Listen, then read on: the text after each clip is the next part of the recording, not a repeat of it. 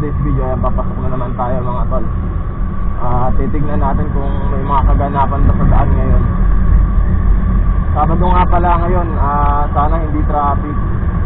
So ngayon lang ulit ako napag-upload sa page natin mga tol, kasi na-busy ako sa mga isda natin, sa mga beta. Pero pag iniwalayin ko na, iba na yung sa professional mode ko sa mga beta natin, kaya kung ano pang mga ginagawa ko ron, mga anik-anik. Pag-ihiwalayin ko na sila.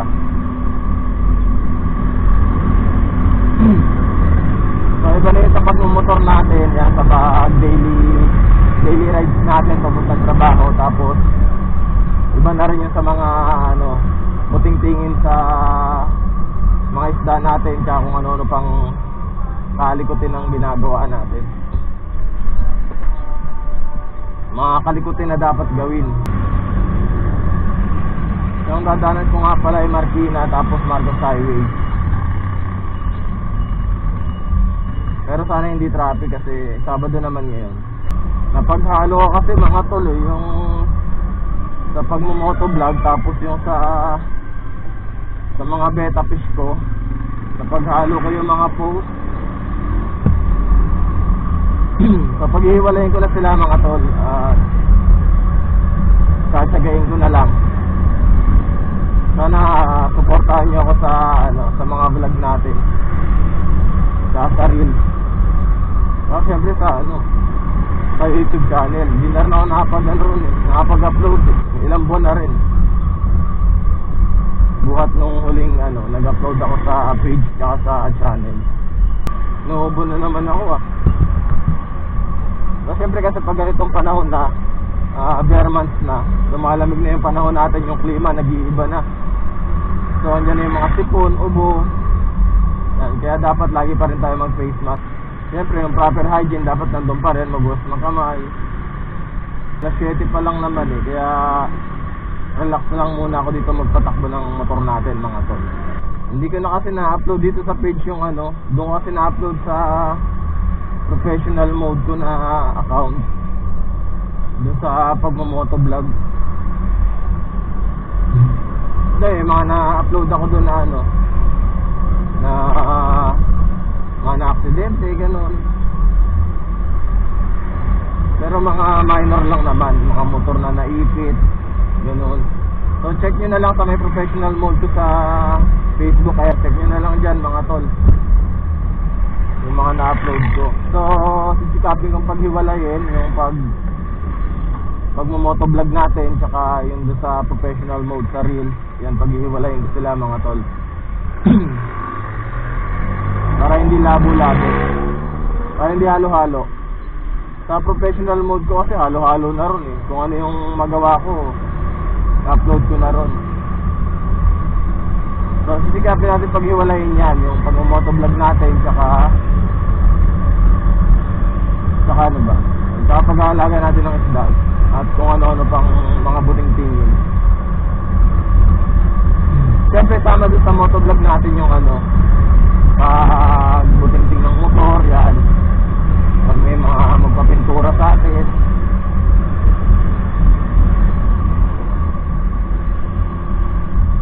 Tapos doon sa professional mode, bahala na, halo-halo na ron. Pero sisikapin ko talagang ihiwalay yung yung pagmamotovlog natin, tsaka yun, pagbebeta, pag-aalaga ng mga hayop, tsaka kung ano-ano pa. Baka magulo kasi yung mga natin mga viewer. Naisip ko kasi may nagsuggest kasi sa akin na paghiwalayin ko daw yung pagmamotovlog tsaka yung pag-aalaga ng beta, para siguro hindi malito yung mga viewer. Diba si viewer gusto lang nung sa motovlog about sa motor, kung ano yung mga tips. Tapos yung mga nag-aalaga rin ng hayop nalilito kasi minsan motovlog, tapos minsan sa pag-aalaga ng hayop, isda, gano'n. So nagsuggest so nagpayo siya sa akin nabubul kasi ako sa suggest So nagpayo siya sa akin na, boss, iwalayin mo yung yung pagmamotovlog tsaka pag-alaga ng pag-alaga ng beta. Yun nga siguro para para hindi magulo yung mga viewer.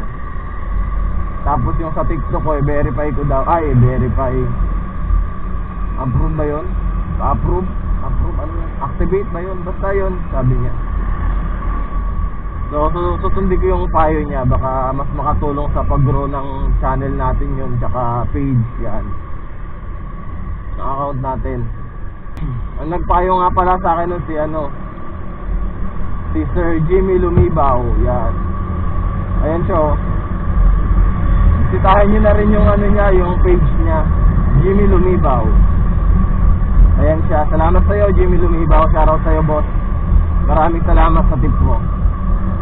Tulungan tayo, yan. Suportahan tayo, mga kaibigan. Follow nyo rin siya. Tapos like nyo na rin yung page niya. Tsaka kung ano may yung tanong nyo sa kanya, tanong na kayo kasi magaling na editor yan eh. Editor ba? Editor ba yan o ano? Nakalimutan ko na eh. Ano nga ba siya? Editor ba siya o programmer, gano'n? Ano nga yun? Basta nakalimutan ko na. Basta magaling sa computer. Pag i-edit magaling siya. Graphics yun. Graphics. Ano tawag? Basta magaling siya sa graphics. Ikaw na mag-explain sa kanila, Jimmy Lumibaw, yan, shoutout sa'yo. Graphics artist yun. Yan, bisitahin nyo lang siya.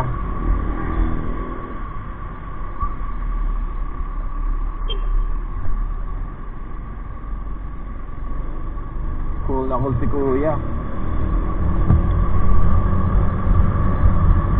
Ayan na, sa kwento ko, yan. Dapat dun ako dadaan sa may sapa, sa may kainta. Napunta ako dito sa may lilac. Nagla-lilac na lang ako, mga tol. Magmamarkas na lang ako. Kumbaga masinag. Dapat dun ako lalabas sa may Santa Lucia kaso napasarap yung pagsasalita ko napasarap.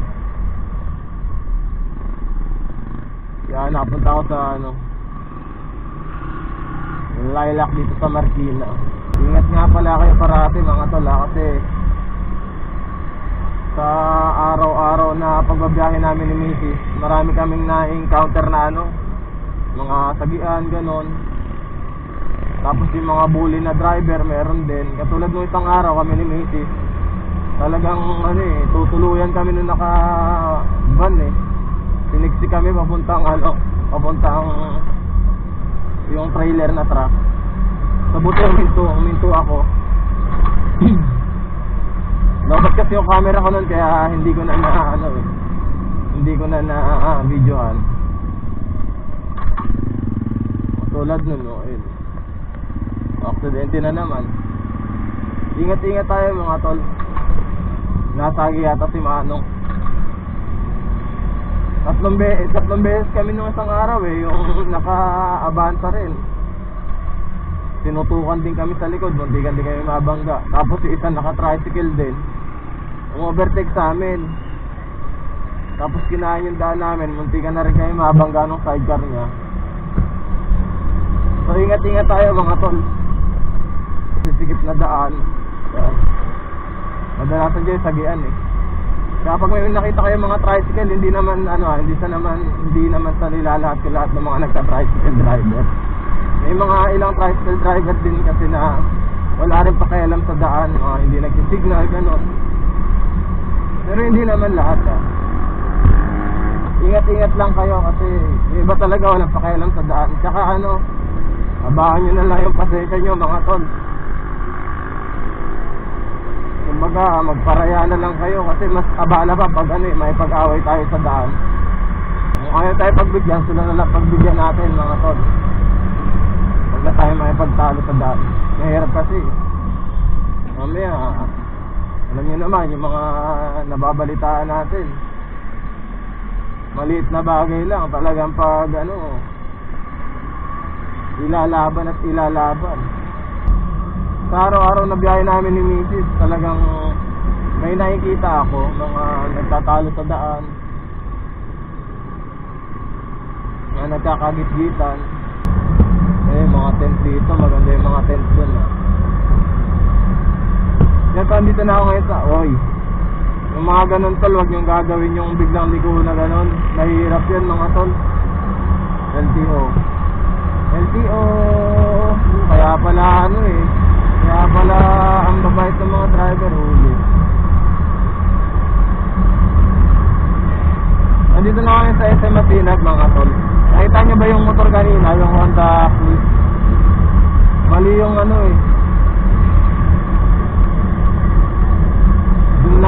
dun yung kadalasan nagkakaroon ng aksidente. Yung liliko ka ng ganon kasi ang layo dapat ang ginawa niya sa next U-turn na siya nag-U-turn. Siyempre maluwag ang daan. Dito muna tayo sa may dito tayo sa may motorcycle lane. Pero doon pa rin ako dadaan sa may lahi kong dinadaanan sa may C5. Minsan kasi dyan sa may Katipunan matraffic pagdating sa stoplight. Diyan na nagkikita-kita yung mga sasakyan. Di gaya dito sa may T5, may traffic din naman, kaso maganda daan dyan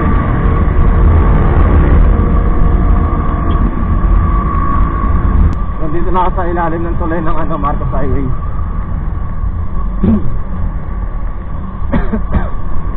Puntang T5.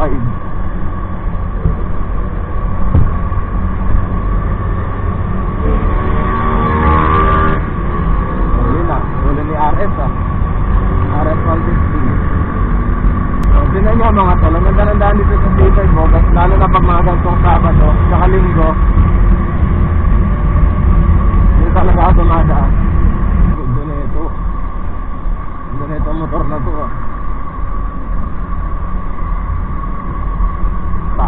tak siguro to.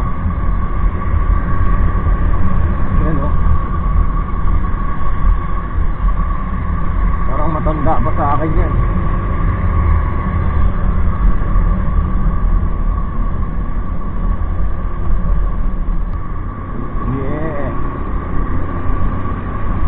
Ganda ng biyahe, walang traffic. Ito mga tol, papuntang San Juan to Dire-diretso lang, San Juan na to. Dire-diretso lang papunta ng San Juan.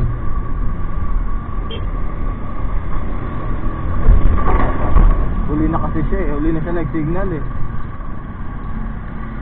Alanganin na rin ako kaya di ko na siya napagbigyan. So mga tol, pag papunta kayo San Juan, dito kayo dadaan, mas madali rito. So pag nakapula yan, pwede kayong kumanan dito. Tapos syempre dahan-dahan lang din kayo. Ayan, kanan kayo dito, tapos pwede kayong kumaliwa dito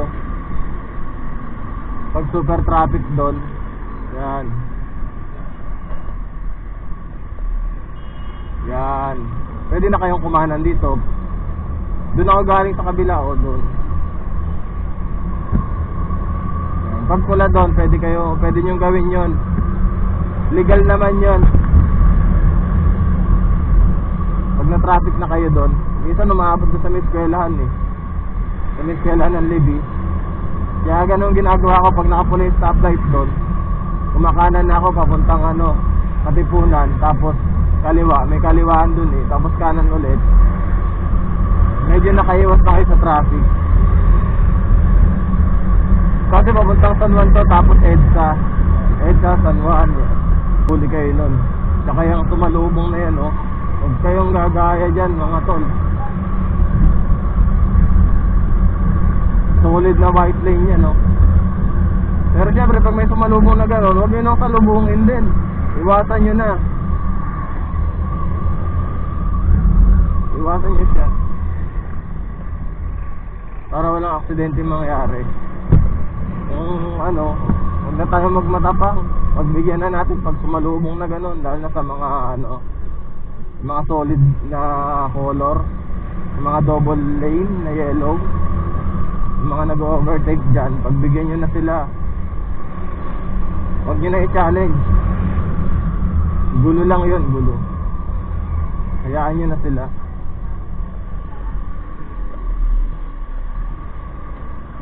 Thank you. Bait ni Manong ah. Ito ang secret portal to eh, papuntang ano, papuntang 12 Avenue.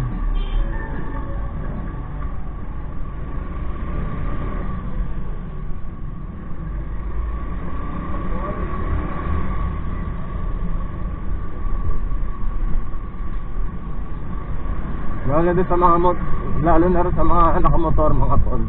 Huwag tayong mag-challenge pag ano, 4 wheels, tapos mag-overtake sa solid lane. Huwag na. Huwag natin i-challenge. Pagbigyan na natin, tayo na tumabi. O, 18 Ave. Secret portal yun eh. 18 Ave kasi dito tayo sa may 12 Ave eh. 12 Avenue. Tapos yun, Alimol na. Nakakarating na ako sa ano, trabaho.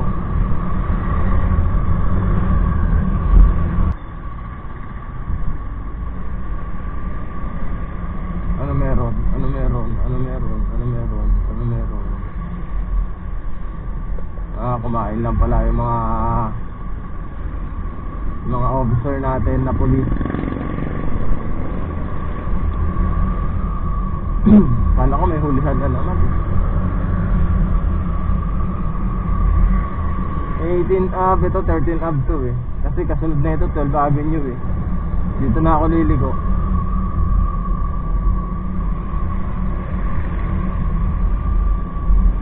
Liliko na ako dito mga tol, sa Kanto Mini Mart. So ayan mga tol, andito na ako sa ano, malapit na ako sa trabaho ko. Natapusin ko na yung video natin. Hanggang dito na lang mga tol. At sana patuloy nyo suportahan sa ating page, sa channel natin, at sa professional mode mga tol. Yan. So dyan na ako papasok sa portal na yan. Yeah. So hanggang dito na lang mga tol. Hanggang sa muli.